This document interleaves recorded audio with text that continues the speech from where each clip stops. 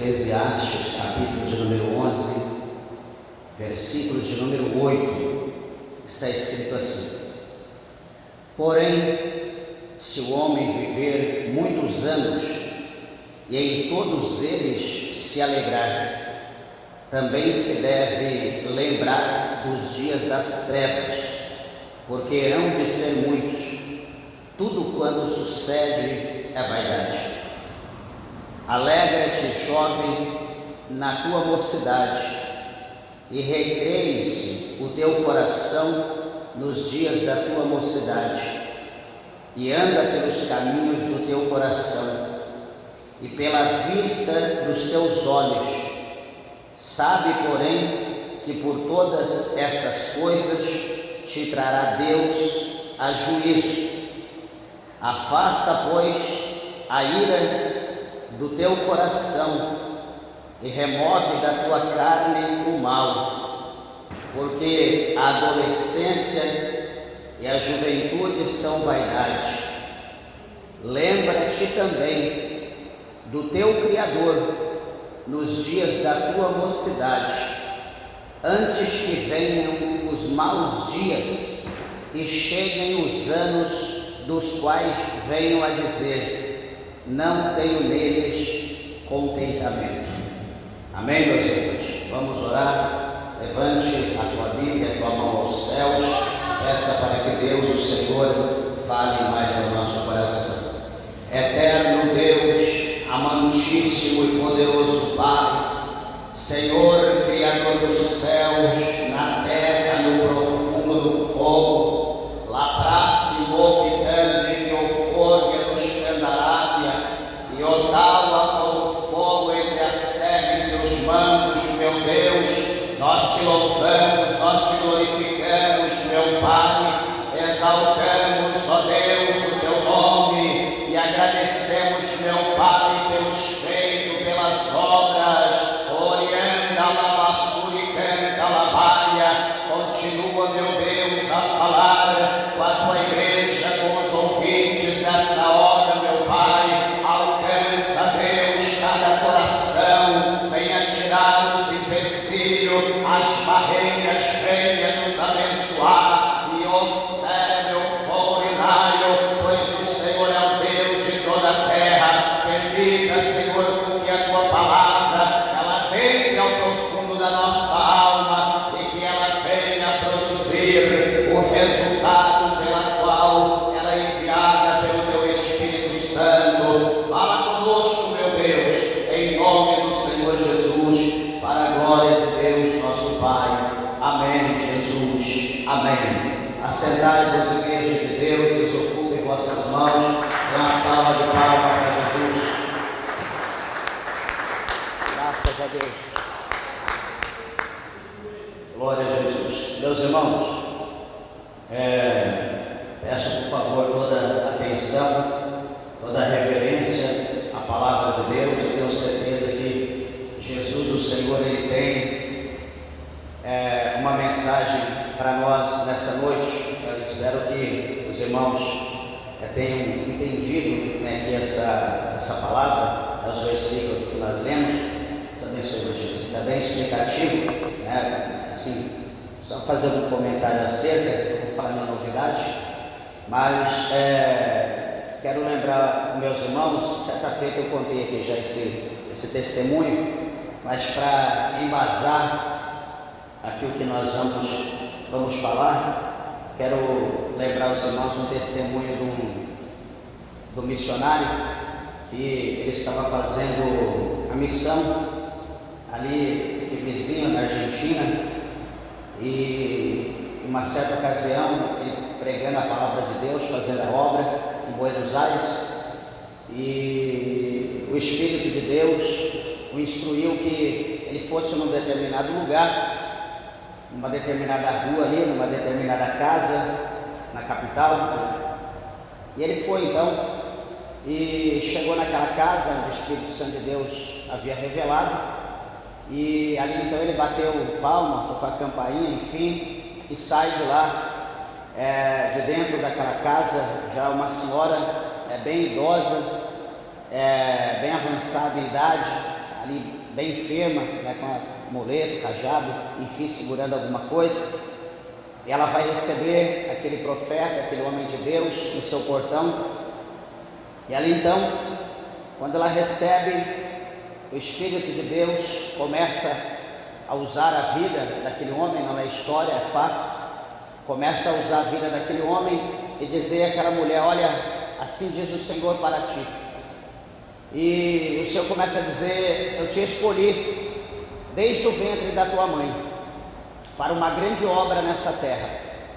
E o Senhor continua falando: eu te chamei desde o ventre, e você, em todas as fases da tua vida, você começou a arrumar desculpas para não ceder, para não fazer a minha vontade. Primeiro você precisava estudar, você precisava concluir os seus estudos, depois você precisava dedicar a sua profissão, depois você casou, você precisava cuidar do seu marido, do seu trabalho, você teve filhos, então você precisou cuidar dos seus filhos, ajudou os filhos a crescer, os filhos casaram, agora você chegou o momento de ajudar os seus filhos a criarem os filhos dele, os seus netos, e foi criando, e você foi envelhecendo, os netos cresceram, os filhos também ficaram velhos, e hoje você chegou na situação a qual você se encontra, né? Idosa, enferma, e o Senhor manda dizer para você que milhares de almas pereceram e foram ao inferno por causa de você. E hoje o Senhor manda te dizer que a partir de hoje o Senhor não te quer mais, o Senhor te rejeita. E essas são as minhas para ti, ficar na minha paz. E o profeta foi embora. No outro dia estava o velório daquela senhora. Arrepia até o olho de falar. Mas eu quero dizer uma coisa para os irmãos, que com Deus não se brinca. A gente pode brincar com qualquer um, só que com Deus não. Nós temos um vício, que eu já tive esse vício, graças a Deus Jesus me libertou, o vício de alguém olhar para mim e dizer: jovem, você quer aceitar Jesus? Jesus tem uma obra na tua vida. E eu olhar para a pessoa com desdém e dizer para ele: esse negócio de Jesus o quê? Estou novo, deixa isso para lá, deixa isso para velho. Então nós temos esse hábito, por quê? Porque nós confiamos no nosso vigor, nós confiamos na nossa força, nós achamos que porque estamos novos, nós vamos viver 1000 anos, nós vamos ir longe, quando na verdade nós não sabemos o que vai acontecer daqui a um minuto, nós não sabemos o que vai acontecer ao colocarmos o pé para fora da congregação. E aqui essa palavra que nós acabamos de ler, esse capítulo 11, do verso 8 até o 10 e o versículo 1 do capítulo 12 de Eclesiastes, aqui Salomão, né, o pregador, como é conhecido, o Eclesiastes, ele já estava numa idade bem avançada, ele já não era um mancebo, ele já não era um jovem qualquer, alguém, ele já tinha muita experiência. Ele já havia passado por muitas coisas na sua vida, ele já havia apreciado muitas coisas lá atrás, ele já havia curtido a vida em tudo aquilo que ele desejava, em tudo aquilo que o dinheiro, o ouro naquela época poderia proporcionar, ele usufruiu sem misericórdia. E ele gozando a sua vida com todo o seu vigor, em tudo aquilo que os seus olhos era fito, era colocado, ele resume dizendo que tudo era vaidade, nada passava de vaidade. Então, meus irmãos, eu quero lembrar vocês, né, a todos os ouvintes nessa noite, no tocante a essa palavra que nós vamos falar, que todos nós, né, o capítulo 55 do profeta Isaías, o tema lá diz que toda a humanidade, todo homem é convidado, né, a servir a Deus, a aceitar o Senhor. Todos nós somos convidados. O Senhor, ele convida a todos. A Bíblia mostra para nós que o céu, ele foi feito para todos, mas nem todos querem o céu. Aí você pode dizer: pastor, o senhor está enganado, eu quero o céu. Mas daí vai a pergunta: você aceitou Jesus? Eu já tenho Jesus no meu coração, eu tenho Deus no meu coração. eu ando com Deus, olha aqui eu tenho um santinho de Deus, olha aqui eu tenho um ídolo, olha aqui eu tenho uma imagem. Eu quero dizer para você que isso não mostra que você é crente, isso mostra que você tem fé num pedaço de papel, numa corrente, num ídolo, numa madeira, numa pedra, num gesso. Mas você, para você ser salvo, você precisa ter Jesus, você precisa aceitar Jesus Cristo como o único suficiente Salvador da sua alma. Certa feita ele disse que aquele que me negar diante dos homens na terra, eu negarei diante do Pai e dos santos anjos do céu.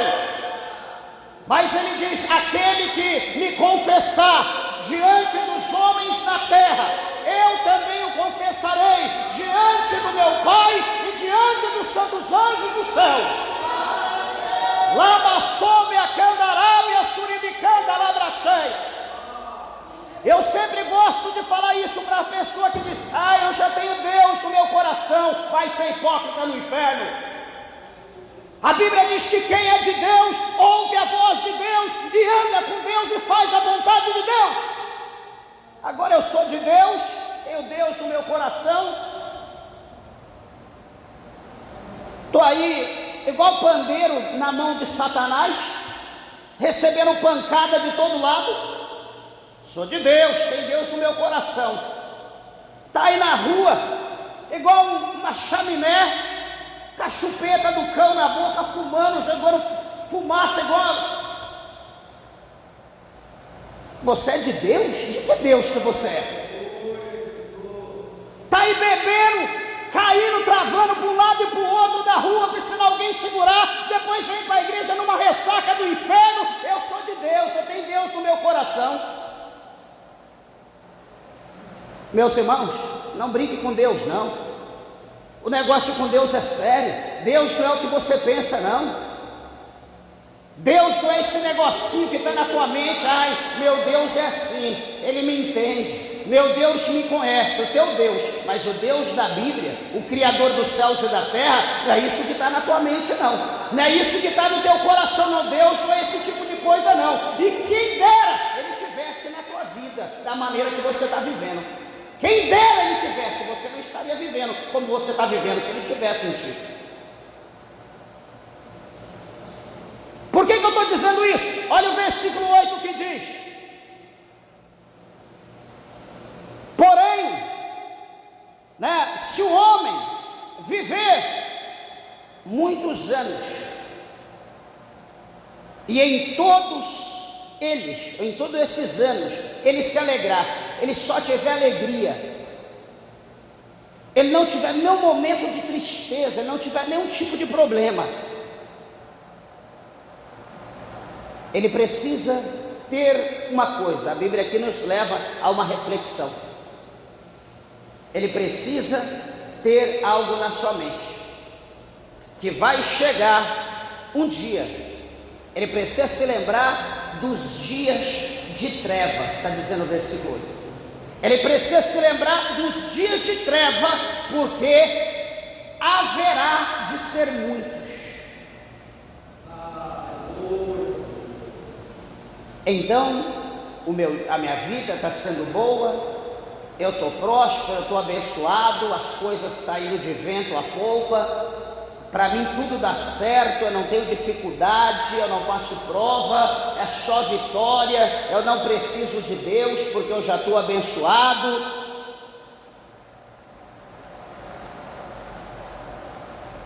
Mas, e a pergunta, e o que está escrito aqui?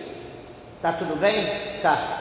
Mas, vai uma pergunta, e como você vai passar os dias que estão por vir? Quais?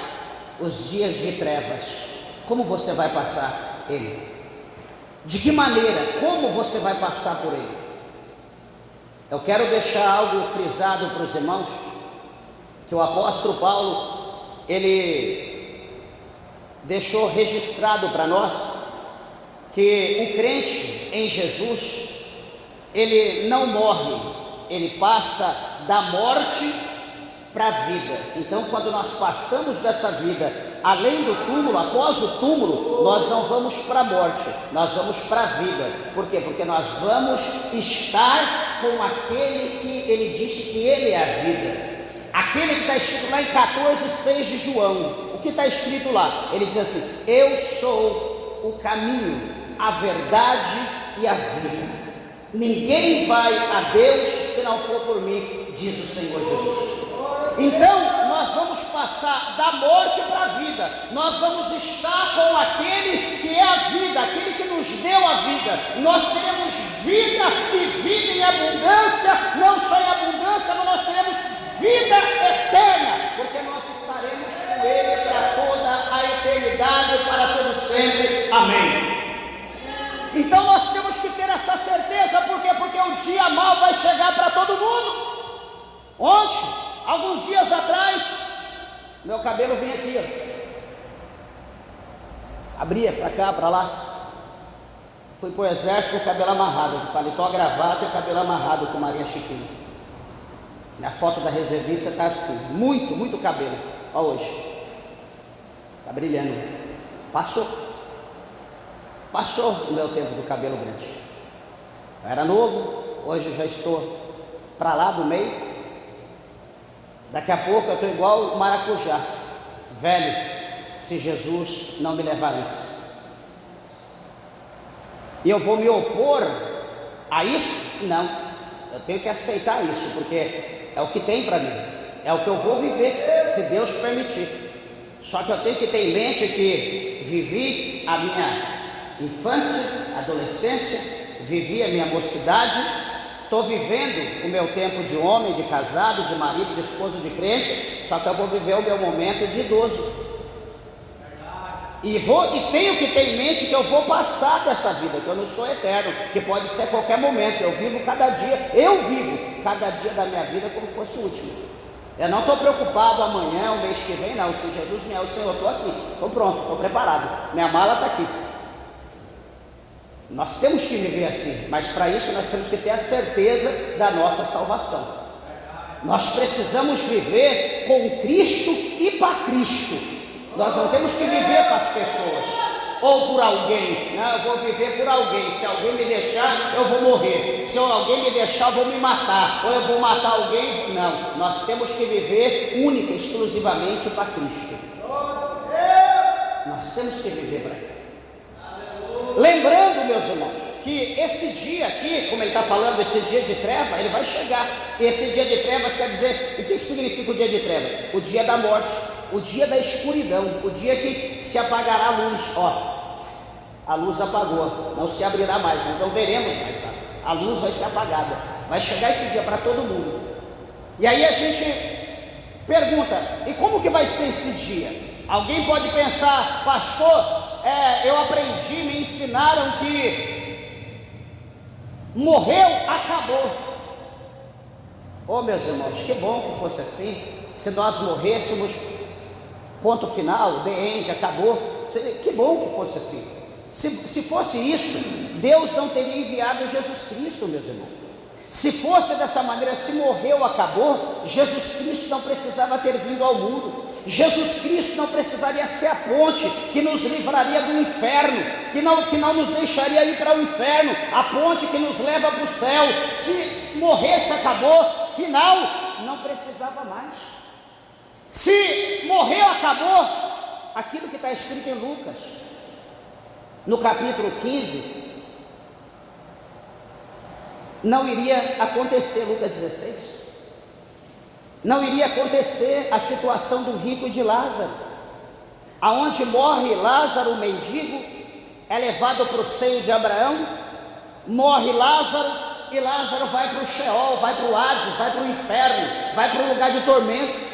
O rico está no lugar de tormento, está lá no inferno, e ele olha para o seio de Abraão, ele olha lá para cima, no lugar, no oásis, num lugar abençoado, totalmente diferente. Ele olha, ele vê Lázaro deitado no seio de Abraão, ali próximo das fontes das águas, ali naquele refrigério, naquela paz, naquela abundância, naquele sossego, não precisando, não necessitando de nada, porque o lugar onde ele estava provia de todas as coisas que ele precisava, que ele necessitava. Então o rico que estava lá no inferno olha para o alto e diz: Pai Abraão, Pai Abraão, manda Lázaro molhar o dedo na água e colocar aqui na minha língua pelo menos uma gota, para que eu me refresque, para que eu venha me refrigerar aqui nas chamas do fogo. Para você que acha que o inferno é brincadeira, o inferno é real. O inferno não é brincadeira. Jesus, em todas as suas falas, Jesus ele falou mais acerca do inferno do que ele falou do céu. Se o inferno fosse brincadeira, Jesus não falava o que ele falou do inferno. Jesus não dizia, como está lá em 25:41 de Mateus, ele diz que o inferno foi preparado para o diabo e seus anjos, e para todos aqueles que rejeitá-lo, para todos aqueles que não quiseram aceitar ele como único suficiente Salvador. Talvez você pode ser como aquela pessoa, né? Eu estava até comentando com o irmão, eu tenho um livro, né, de uma escritora americana chamada Mary Baxter, né, um livro best-seller, e esse livro, a autora, ela diz que lá no inferno, né, ela foi arrebatada para o inferno, foi até o inferno várias vezes, e chegando lá no inferno, ela viu ali uma mulher, né, que era uma bruxa, uma feiticeira, enfim, uma mulher muito má aqui na terra, onde ela fez um pacto com Satanás, e ele jurou, prometeu para ela que lá no inferno ela ia reinar junto com ele, ia estar sentada do lado dele, enfim, ia governar o inferno. E aqui na terra ela fez proezas e levou muitíssima gente para o inferno, muita gente com as obras malignas dela. E chegou o dia que ela morreu, chegou o dia que ela foi para o inferno e ela foi reivindicar uma cadeira do lado do seu Deus, do lado do seu mestre, do lado de Satanás. E eu pergunto, será que ela conseguiu o que a promessa que ela recebeu? Será que ela foi cumprida? Ela foi torturada e lançada numa masmorra e ali sendo afrontada sem misericórdia. O diabo diz: você acha que eu vou dividir o meu reino, o meu poder, a minha glória com você, mera mortal? O diabo, meus irmãos, ele promete, mas ele não cumpre. A Bíblia diz em 8:44 de João que ele é o mentiroso e o pai da mentira. Por que eu estou dizendo isso? Porque nós estamos jovens, nós já fomos jovens, né? Eu já vivi uma vida promíscua, uma vida pecaminosa nesse mundo, em São Paulo, na capital. Talvez aqui alguém já viveu. Sobre o que? Sobre promessa. Sobre promessa de quem? Promessa de Satanás. Olha, você está jovem, toma essa cervejinha, bebe esse uísque. Eu bebi o uísque que eu travava, dormia 3 dias sem acordar. Eu tentava abrir o olho, eu olhava para as pessoas, estava todo mundo verde, parecia pé de árvore, eu não via ninguém como ver. Tão travado de álcool, era álcool puro. E entre tantas coisas, o diabo chega e faz uma promessa: toda esse tirinho, usa essa droga, você vai ver, as coisas vão mudar para a tua vida, ele vai te prender, dá uma pitada aqui, usa aqui esse crack, você vai ver que as coisas vão mudar, você vai se sentir outra pessoa, você vai ser um novo homem, você vai se tornar poderoso, você vai se tornar um escravo, um capacho de Satanás, porque o nome já é droga. Se não fosse uma droga, o nome seria outro. Se o negócio não fosse péssimo, não teria esse nome. O diabo, ele faz promessa: olha, usa o sexo, traz sua mulher, trai o seu marido, trai a sua namorada, trai o seu namorado, porque vai ser melhor. Você vai ver como que você vai ficar, você vai se tornar mais poderoso, você vai se tornar um imbecil, você vai se tornar um derrotado, você vai se tornar um culpado, um capacho pelo diabo, porque ele vai usar a tua vida para todo sempre. Se você não ceder, se você não entregar-se a Jesus, você vai ser um escravo. Aquela cruz que Jesus levou, você vai receber uma do diabo, do pecado, você será escravizado por ele todos os dias da sua vida. O único que pode libertar o homem, o único que pode libertar a mulher, o único que pode libertar a humanidade chama Jesus Cristo. Lama sube a Candarábia, não tem remédio, não tem clínica, não tem médico, não tem hospital.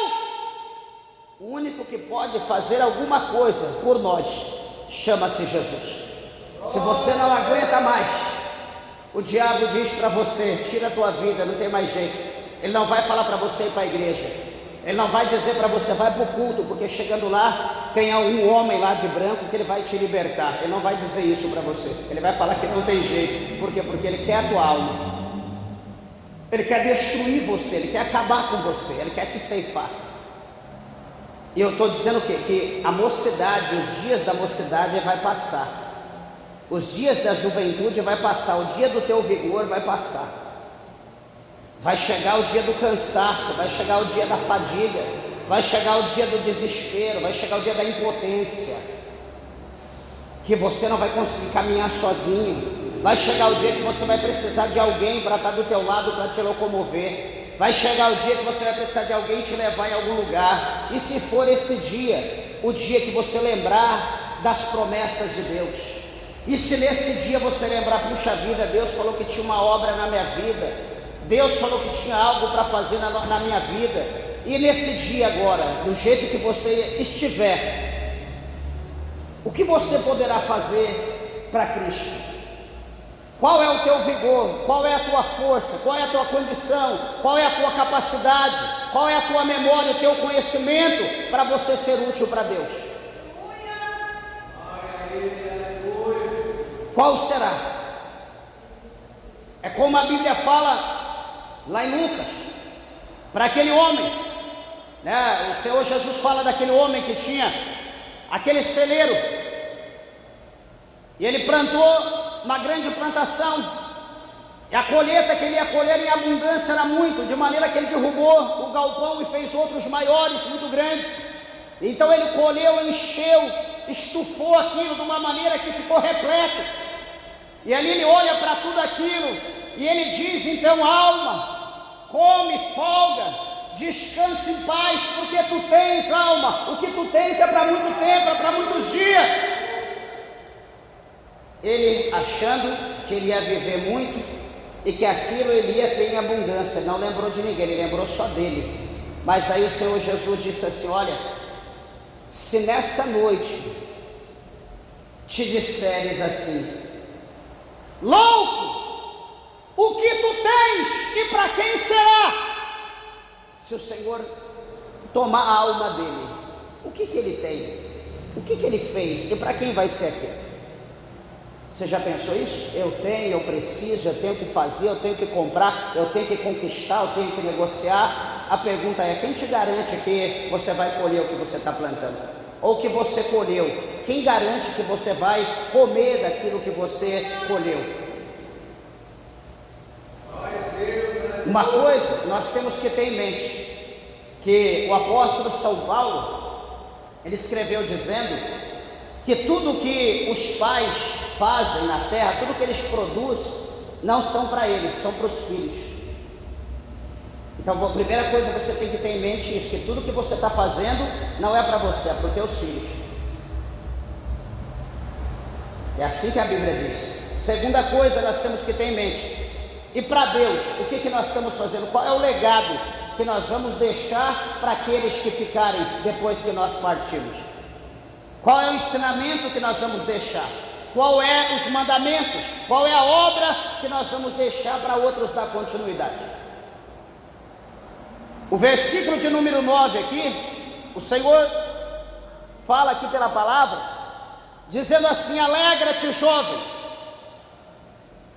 na tua mocidade, recreie-se o teu coração nos dias da tua mocidade, e anda pelos caminhos do teu coração e pela vista dos teus olhos. E ele diz: sabe, porém, que por todas as coisas que o jovem fizer na sua mocidade, o Senhor Deus vai trazer juízo. Ou seja, tudo que o jovem fizer na mocidade está diante de Deus, e vai chegar um dia que ele vai ter que acertar conta com Deus. Provérbios, lá no capítulo 19, Salomão escreveu dizendo: não para os jovens, mas para as crianças. E Salomão diz assim, que até as crianças terão que dar conta a Deus se as suas obras, se os seus feitos, se as suas brincadeiras, se o que eles fizeram na terra foram bons ou foram maus. Até as crianças vão ter que dar conta. Se as crianças terão que dar conta, se os jovens terão que dar conta, e nós? Olha nós aqui, ó, o capítulo 12, ó, ao versículo de número 13 de Eclesiastes: de tudo o que se tem ouvido, o fim é: teme a Deus e guarde os seus mandamentos, porque isto é o dever de todo homem. Olha o versículo 14: porque Deus há de trazer a juízo toda obra, até tudo o que está encoberto, quer seja bom, quer seja mau. As crianças terão que dar conta, os jovens terão que dar conta, e todos os homens, ou seja, todo gênero, vai ter que dar conta de todas as suas obras diante de Deus. Meus irmãos, deixa eu dizer uma coisa para você.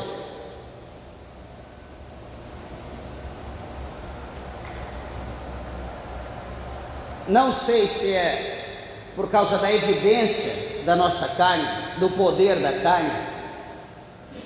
Não sei se é porque nós somos muito atrevidos em dizer o que eu vou dizer, que a gente diz. Nós sabemos que nós erramos, sabemos que nós estamos errados, sabemos que a decisão que nós tomamos é errônea, é errada, mas nós vamos optar em andar naquele erro, naquela decisão errada. Nós optamos, vamos continuar ali. Aí quando aquela pessoa é instruída, é questionada, sabe o que a pessoa diz? Já ouvi muito, e me dá dó porque infelizmente foi cegado pelo diabo. O que quando você vai instruir, a pessoa olha para você e diz: é, pastor, eu sei, mas eu creio na misericórdia de Deus. Talvez você já foi conversar com alguém, instruir alguém em alguma coisa, a pessoa sabe, mas ela vai dizer: eu creio na misericórdia. Meus irmãos, quando nós estamos diante de um juiz, quando ele está julgando uma causa, deixa eu te dizer uma coisa: não existe ali diante do juiz misericórdia. O juiz, ele vai agir diante de fatos, ele vai agir diante das provas, ele não vai ignorar a prova, ele não vai ignorar testemunha, ele vai olhar e falar: tem a cara de meiga, ele tem uma cara de meigo, eu vou ignorar as testemunhas, eu vou ignorar as provas, eu terei misericórdia dele, eu terei misericórdia dele. Ela pode fechar a boca, aí todo mundo fica quieto, anula tudo, eu vou dar a sentença, ele vai ser absorvido porque eu estou agindo com misericórdia. Juiz não age assim, o juiz da terra, ele não age assim. Pastor, mas eu não estou dizendo o juiz da terra, eu creio na misericórdia de Deus. Meus irmãos, piorou. Deus é santo, Deus, ele não se contamina.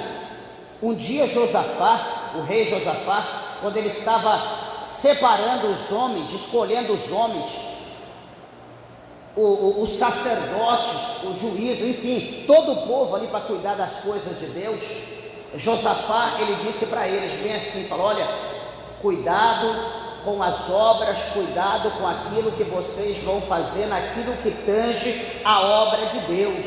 Deus, ele não é o homem, ele não aceita suborno.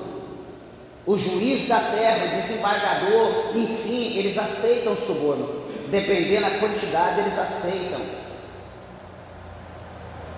Josafá disse: Deus, ele não é o homem, ele não aceita suborno. O que é, meus irmãos?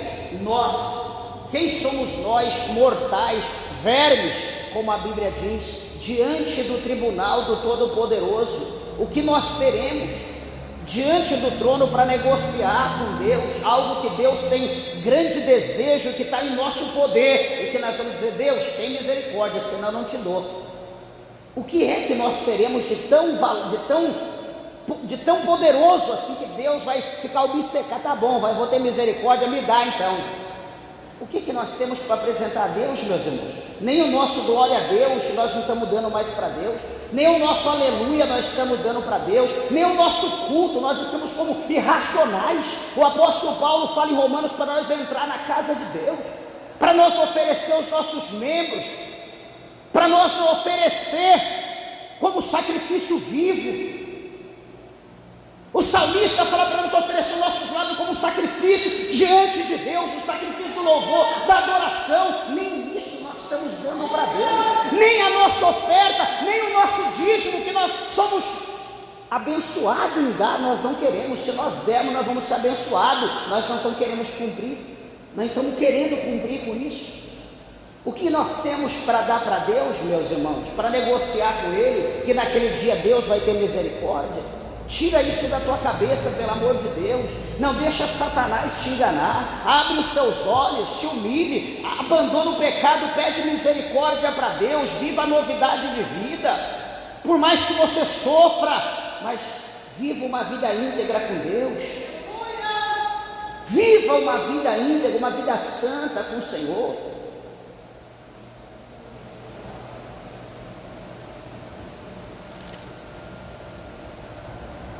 Alegra-te, jovem, na tua mocidade, recreia o teu coração no dia da tua mocidade, e anda pelo caminho do teu coração e pela vista dos teus olhos. Sabe, porém, que por todas essas coisas te trará Deus a juízo. E ele diz no verso 10: afasta, pois, a ira do teu coração e remove da tua carne o mal, porque a adolescência e a juventude são vaidade. O ódio, a ira, o desejo de vingança, o querer ser aquilo que você não é. A juventude é assim, ela engana. A juventude, ela quer mostrar algo para você que você não é. Está cheio de gente subindo em árvore, pulando, achando que é alguma coisa, que tem algum tipo de poder, porque ele viu alguma coisa ali na tira-visão, ali ele ligou, está lá vendo, e aí ele viu: opa, peraí, o cara voou, deixa eu subir ali, vou fazer a mesma coisa. Gente entrando dentro da cabine de telefone, arrancando a roupa, tentando voar. Meus irmãos, nós somos humanos, nós não temos poder não, nós não somos aquilo que nós vemos lá dentro não, nem tudo que se vê é verdade.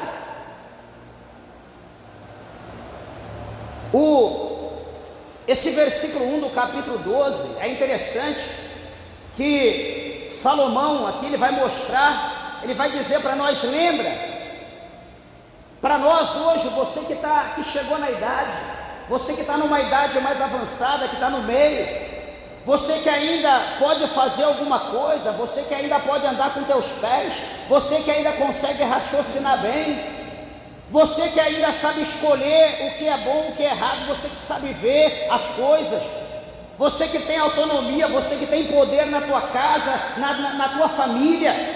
O Senhor está dizendo aqui, ó, lembra-te também. Ele está dizendo, lembra. Ele está levando nós aqui a uma reflexão. Ele está levando nós a uma reflexão para nós lembrarmos. Olha, lembra do dia do teu... Lembra do teu Criador nos dias da tua mocidade. Lembra como era a tua mocidade. Lembra do amor de Deus. Lembra que Deus te guardou. Lembra que Deus te deu livramento. Eu olho para a minha mocidade, quantos livramentos Deus me deu. Quantas vezes alguém foi lá e disse para minha mãe: a senhora vai encontrar teu filho com a boca cheia de sangue na sarjeta, ele não vai passar de tal dia. Quantas vezes caí do trem. Não sei se você já viu no jornal, lá em São Paulo, os trens de passageiro lotado, aquele monte de vagão, 12 vagões de trem, o pessoal pendurado na porta.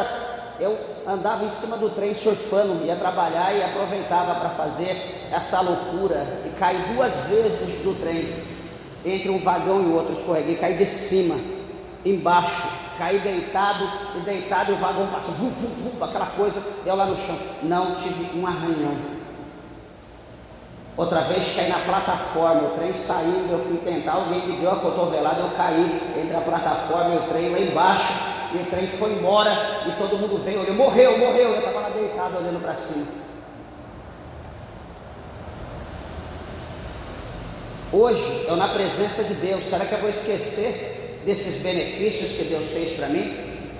Eu estava condenado ao inferno, eu estava selado ao inferno. O Senhor foi lá e tirou a condenação. Ele tirou, foi lá, me puxou, tirou eu do lamaçal do pecado e me trouxe para a presença de Deus. Eu vejo o amor de Deus, o diabo querendo me matar em todas as esferas, de todas as formas, e Deus, o Senhor, me guardou, me livrou de todas. Aqui eu estou. Meus irmãos, como que eu não vou ser grato a Deus pelo que Deus ele fez pela minha vida? Olha você que aqui está. Olha o que você já passou. Ah, não é sorte. Sorte aonde? Isso não é sorte, isso é Deus mostrando que Ele tem uma obra na tua vida, é Deus mostrando que Ele tem um projeto, é Deus mostrando que Ele te guardou, que Ele fez milagre, porque Ele te ama. Não venha negligenciar o que Deus fez por você, o que Deus está fazendo. Seja grato, seja fiel a Deus. Pessoas que estavam morrendo de câncer, Jesus curou. Ai, se Jesus me curar, eu vou servir. Jesus curou, a pessoa ficou boa, voltou para o cigarro, voltou para a bebida, voltou para o mundo e está lá servindo o diabo pior do que antes. Isso é dar um tapa na cara de Deus, isso é chamar Deus de trouxa. Só que Paulo diz que Deus, Ele não se deixa escarnecer. O que o homem semear, certamente ele ceifará. Cuidado com o que você está semeando, porque amanhã pode chegar um dia mau, amanhã pode chegar um momento difícil na tua vida, que você vai olhar para Deus: Deus, por favor, mais uma chance. Deus vai falar: igual aquela que eu te dei ontem, você cuspiu na minha face, você me bateu, você me negou, você me traiu, agora se vira. Com Deus não se brinca. Deus está te dando a oportunidade, agarra ela com todas as tuas forças, de todo o teu coração, de toda a tua alma. Ame o teu marido, ame a tua esposa, ame os teus pais, ame os teus filhos, ame os teus amigos, ame a Deus, ame a igreja, ame os irmãos, ame a obra de Deus, mais do que tudo, ame a palavra de Deus de todo o teu coração. Lava sobre a candarábia, suribicanda labaia, porque o dia de amanhã, meus irmãos, não provém para nós. Tem uma palavra muito linda que eu acho em 2 Samuel, lá no capítulo 19, no versículo de número 35, 2 Samuel 19, a Bíblia diz que Davi, ele se encontra, deixa eu ver se é 19 e 35, segundo Samuel 19, é o capítulo. Isso aqui, ó. Veja, o 31, a princípio, diz assim: também Barzilai, o gileadita, desceu de Rogelim e passou com o rei o Jordão, para acompanhar ao outro lado do Jordão. E era Barzilai muito velho, da idade de 80 anos. Veja bem, era Barzilai muito velho, na idade de 80 anos. Ele tinha sustentado o rei quando o tinha sua morada em Maanim, porque era grande homem. Se você olha em 17 a 27, aqui de Samuel, 2 Samuel 17 a 27, você vai ver o que Barzilai ele fez para Davi e para os homens. Só voltar uma folha, você vai ver, 17 a 27. E o que vai mostrar aqui? Que Barzilai, o rei Davi vai dizer para ele no versículo 3: passa tu comigo e sustentar-te-ei comigo em Jerusalém. Davi está chamando Barzilai para ele atravessar o rio Jordão e ir até Jerusalém, porque chegando em Jerusalém, Davi ia retribuir da mesma proporção tudo aquilo que ele fez para Davi com os seus homens, quando eles estavam caminhando pelo deserto, que eles estavam famintos. Barzilai preparou um grande banquete, uma coisa real, e preparou para Davi e para os seus homens. Davi foi grato. Agora passa comigo, meu irmão, passa comigo o rio Jordão, vamos para Jerusalém, porque lá eu vou te sustentar, eu vou te abençoar. O versículo 34, Barzilai disse ao rei: quantos serão os dias dos anos da minha vida, para que suba com o rei a Jerusalém? O que ele está dizendo? Olha, rei, eu já tenho 80, eu já sou muito velho. Tu acha que eu vou viver quantos anos para eu subir a Jerusalém contigo, para usufruir de tudo que tu quer me dar? Você acha que eu vou viver quantos anos? O versículo 35, ele diz: da idade de 80 anos sou eu hoje. Poderia eu discernir entre o bem e o mal? Poderia o teu servo ter gosto no que comer e beber? Poderia eu mais ouvir a voz dos cantores e cantoras? E por que será o teu servo, e por que será o teu servo ainda pesado ao rei meu senhor? Então veja que Barzilai, Ele viu agora a sua limitação. Ele lembra do que ele fez. Ele sabe que a proposta que o rei está fazendo para ele é uma proposta tentadora. Só que para ele usufruir dessa proposta, ele precisava ter vigor, ele precisava estar novo, ele precisava estar forte. Veio a proposta para ele, só que agora ele está olhando para ele, ele sabe das limitações dele. Ele está vendo que ele está fraco, ele está vendo que os olhos, a visão dele está fraca, o ouvido dele está fraco, ele não consegue ouvir bem agora. Talvez os seus dentes não estão bem como antes, talvez já havia até caído. Ele olha para ele e vai dizer: como eu vou poder discernir entre a voz do servo, da serva? Como que eu poderei saber o que é bom, o que é mal? Por que eu serei pesado ao rei, encaminhando contigo para Jerusalém? Deixe que eu fique aqui, para que eu possa ser sepultado na sepultura dos meus pais. Veja que Barzilai, ele sabe que o dia dele está chegando. Ele sabe que a proposta está boa, mas ele sabe que aquilo que ele fez para Davi lá atrás, ele ia receber a recompensa. Davi queria recompensá-lo.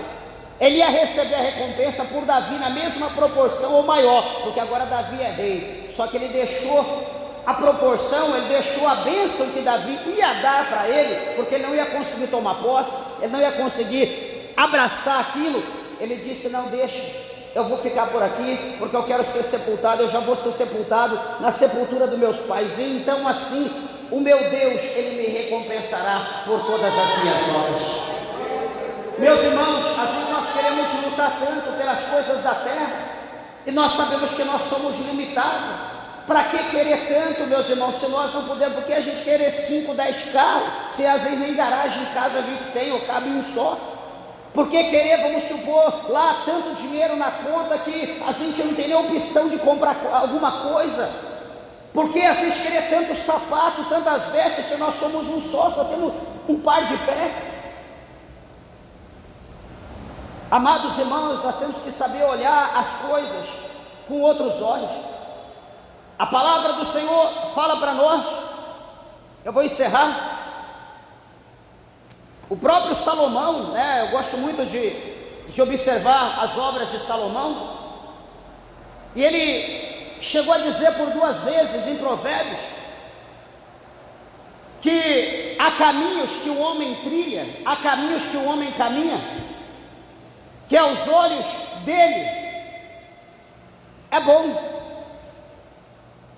Você vê aí um traficante, você vai falar para ele que o caminho dele, o que você acha da vida que... Não, a vida que eu estou vivendo, ó, beleza,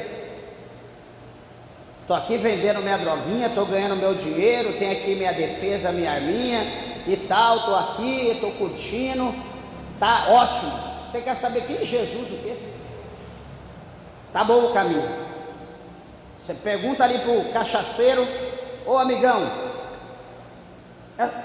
como que está esse caminho aqui? Não, o caminho que eu estou andando é bom, tenho amigos, se eu fico aqui meio bêbado, alguém pega de um lado do outro, me leva para casa, ele não vê que os cachorros lambeu a boca dele na sarjeta, urinou nele, ele não olha, não lembra nada disso, mas já passou por tudo isso, mas não lembra. Ele vai falar que o caminho é bom, que os amigos são bons, que o ambiente é bom. Ele não vai lembrar das cacetadas que ele já bebeu, que ele já levou quando ele estava bêbado, ficou tudo inchado, quebrado, não sabe quem foi, mas já apanhou igual o capacho, mas está lá, acha que o caminho é bom. Só que uma advertência, Salomão fala que o caminho para o homem parece bom, mas o fim dele, o fim desse caminho, a Bíblia diz que é caminho de morte. Quando está dizendo caminho de morte, está falando caminho de morte, morte eterna, está dizendo distanciamento eterno de Deus e a sua misericórdia. É isso que nós temos que ter em mente, meus irmãos.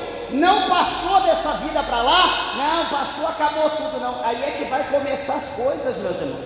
A nossa vida aqui passa muito rápido, mas após o túmulo é que o negócio vai ser eterno. É 2 caminhos eternos. É o caminho para o céu eterno e o caminho para o inferno eterno. É a eternidade. Ninguém lá vai viver 1 ano, 5 anos, 10 anos, 100 anos, não. É para toda a eternidade. Vamos ser imortal, tanto para a vida eterna como para a morte eterna. O gozo vai ser eterno, a alegria vai ser eterna, como também o sofrimento vai ser eterno, nunca vai cessar. Imagina aquela dor mais terrível que você já teve na sua vida, e você tomou lá aquele coquetel, aquele remédio, ali passou por um processo terrível até que foi tendo um refrigério. Puxa vida, graças a Deus teve um coquetel, graças a Deus teve um remédio, uma cirurgia. Imagina no inferno essa dor 10, 100, 1000, 10.000 vezes pior, sei lá, e não haverá um antídoto, não haverá um remédio, não haverá um médico, e o sofrimento será para todo sempre, nunca vai findar. Você já pensou isso? Você pode achar que eu estou louco, mas é o que a Bíblia nos garante. A Bíblia é a verdade, é a palavra de Deus. Se você não quer viver, ter essa surpresa, hoje Jesus te chama, hoje Jesus bate na tua porta. Lembra da promessa que Ele fez para você lá atrás, lembra dos livramentos, lembra de todos os benefícios. A palavra de Deus diz: o que darei eu ao Senhor por todos os benefícios que o Senhor tem me feito? O que você tem dado a Deus para Deus ter te mantido com vida? O que você tem dado a Deus pela família que Deus te deu? O que você tem dado a Deus pelas promessas de Deus que se cumpriram na tua vida? Meus irmãos, só servir a Deus não é nada, nós temos que ir muito além disso. Nós temos que ser fiel a Deus, nós temos que amar a Deus acima de qualquer coisa. Deus precisa ver a fidelidade em nós. Somente vir ao culto, somente, sei lá, fazer uma coisinha ou outra, isso não basta, porque o que Deus fez por nós não tem preço. O livramento que Deus te deu não tem preço, a cura que Deus te deu não tem preço, a salvação que Jesus te deu não tem preço. Então vamos nos despertar, meus irmãos, vamos nos despertar, vamos estar atentos, vamos confiar em Deus. A palavra do Senhor fala que aqueles que confiam no Senhor são como o monte Sião, que não se abala, mas permanece para sempre. Vamos continuar confiantes, não vamos nos abalar. O mundo abala, o mundo treme, mas aqueles que estão em Cristo vai permanecer. O profeta Isaías, ele diz: confiai no Senhor perpetuamente, porque o Senhor Deus, Ele é uma rocha eterna, a rocha não se abala, a rocha não treme. Então vamos permanecer em Cristo, que permanecendo em Cristo nós vamos continuar na nossa vida, para todo sempre na presença de Deus, e sermos abençoados por Ele, pela sua infinita misericórdia. Amém, meus irmãos? As horas se foram, dê uma salva de palmas bem alegre para Jesus, a palavra que Deus preparou para nós esta noite.